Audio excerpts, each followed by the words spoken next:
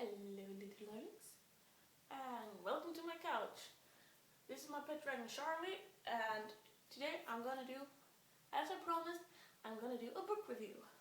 The book I'm gonna talk about is George R.R. Martin's book, A Game of Thrones, which is the first book in the series Song of Fire and Ice. If you wonder why I'm looking down, it's because I have my sheet paper here. When I've written everything, this is where I remember what I want to say. This is a fantasy novel that takes place in a land called Westeros.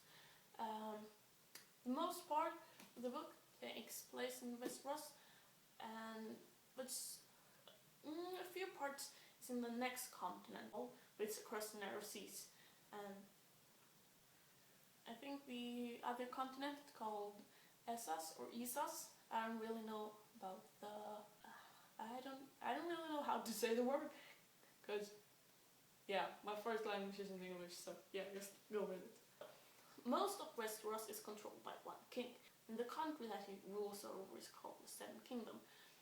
That's because a long time ago there were actually 7 different kingdoms.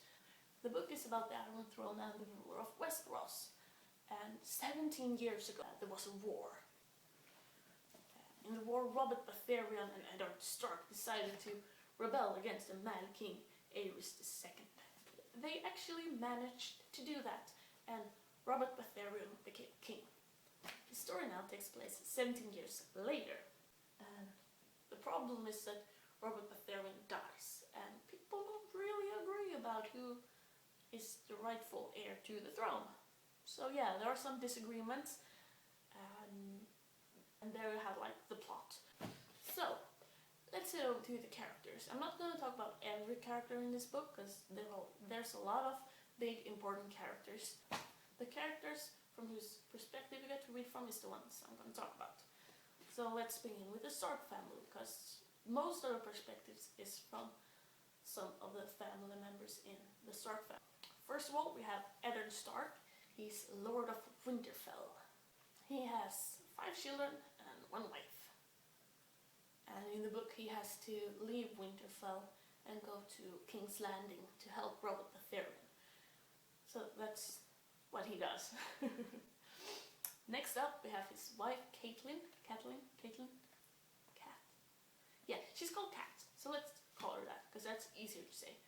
The thing she does is she rides around the country like working politics. She wants revenge, and she wants to make things right. So that's what she do when she rides around the country working her politics. Next up we have Jon Snow, who is a bastard to Eddard Stark. And since he's a bastard, he's not allowed to have the name Stark as his last name. He has to leave Winterfell when Eddard does, because Cat doesn't like it. Instead of staying there or get thrown out, he decides to go to the wall, the one that separates the Seventh Kingdom from the north.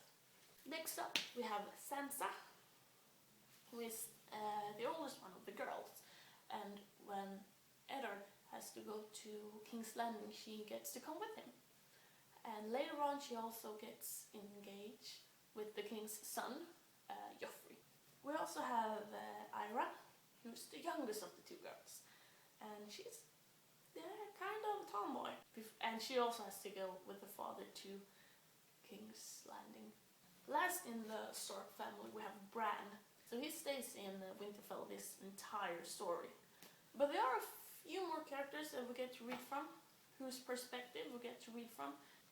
We have Daenerys Targaryen, who is the daughter of Mad King Aerys II, and she actually managed to escape the Seventh Kingdom in Westeros when she was a baby, so she escaped with her older brother.